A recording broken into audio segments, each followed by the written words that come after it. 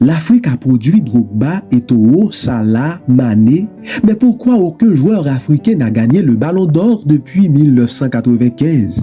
La réponse va vous surprendre. Ah oui, la réponse va vous surprendre.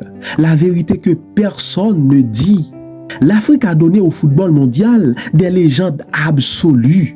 Didier Drogba, Samuel Eto'o, Mohamed Salah, Sadio Mané, Yaya Touré, Riyad Mahrez, des joueurs qui ont gagné la Ligue des Champions, marqué en finale, dominé les meilleurs championnats du monde. Et pourtant, aucun joueur, vraiment aucun joueur africain n'a remporté le Ballon d'Or depuis 1995. Le dernier, George Weah, depuis 3 décennies. Mais comment est-ce possible? Manque de talent? Restez jusqu'à la fin parce que la réponse va changer ta vision du football mondial. Depuis la nuit des temps, il y a un mythe. Les Africains n'étaient pas assez bons. On entend souvent les personnes disent « il était fort, mais pas au niveau du Ballon d'Or ». C'est faux et archi faux. Prenons des faits, chers amis. Didier Drogba, 2012, vainqueur de la Ligue des Champions, buteur en demi-finale, buteur en finale, champion d'Europe avec Chelsea. Et le résultat 4e au Ballon d'Or. Quel affront! Samuel Eto'o 2010, triplé historique avec Inter de Milan, meilleur attaquant du monde cette année-là, décisif partout. Le résultat, même pas sur le podium. Mohamed Salah 2018, 44 buts toutes compétitions confondues, finale de la Ligue des Champions, record en première ligue. Le résultat, 5e au classement du Ballon d'Or. Sadio Mané 2019, vainqueur de la Ligue des Champions, finaliste de la CAN, Ballon d'Or africain, saison exceptionnelle. Et le résultat, 4e au classement du Ballon d'Or. Donc le problème n'est pas le niveau. Alors, où est le problème? Où est le problème? Le Ballon d'Or, un prix pas si neutre. Ah oui, le Ballon d'Or, un prix pas si neutre. Le Ballon d'Or, ce n'est pas que trophée sportif, c'est un vote humain. Journalistes, opinion, narration, médias, et c'est là que tout commence. Le poids du storytelling. Un Ballon d'Or, ce n'est pas seulement des buts, des titres.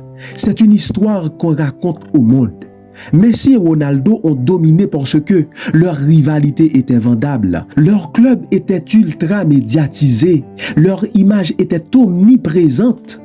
Et pourtant, les joueurs africains, eux, sont souvent présentés comme puissants, athlétiques, mais rarement comme des génies du jeu. Le génie dans l'imaginaire football est encore très européen. Ah oui, autre paramètre, le problème de l'origine et des compétitions. La CAN, un handicap invisible. Voici une vérité cruelle. La CAN est moins valorisée que l'Euro ou la Copa América. Moins médiatisée, moins de couverture européenne, souvent critiquée injustement. Pourtant, la difficulté est énorme. Les conditions sont parfois extrêmes. La pression nationale est immense. Mais dans l'esprit de beaucoup de votants, une CAN est inférieure à 1 euro. Et ça pèse lourd. Ah oui, ça pèse lourd. Très lourd. Parlons du problème médiatique. Les clubs africains ne font pas rêver les médias.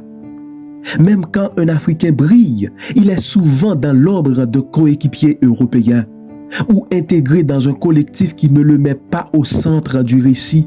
Exemple, Eto'o était éclipsé par Messi, Xavi, Iniesta à Barcelone. Mané dans l'ombre médiatique de Salah ou de Liverpool collectif. C'est là le bas blesse. Problème marketing, image et puissance médiatique. Le Ballon d'Or est aussi un produit marketing mondial. Et là, l'Afrique est désavantagée. Moins de contrats globaux, moins de campagnes mondiales, moins de storytelling personnel. Un joueur européen est souvent présenté comme un symbole, un héritier, un élu.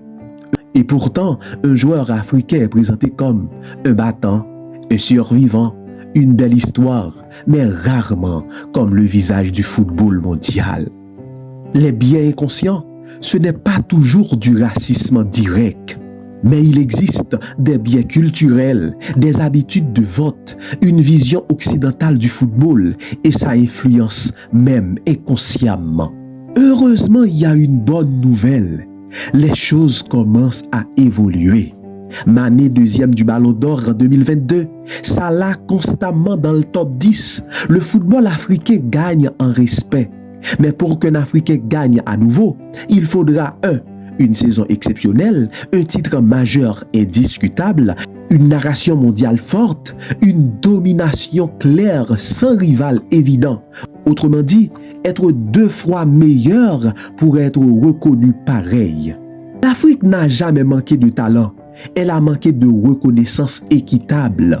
Le Ballon d'Or, ce n'est pas seulement un trophée de football, c'est une construction médiatique, un reflet du pouvoir, une question de narration mondiale.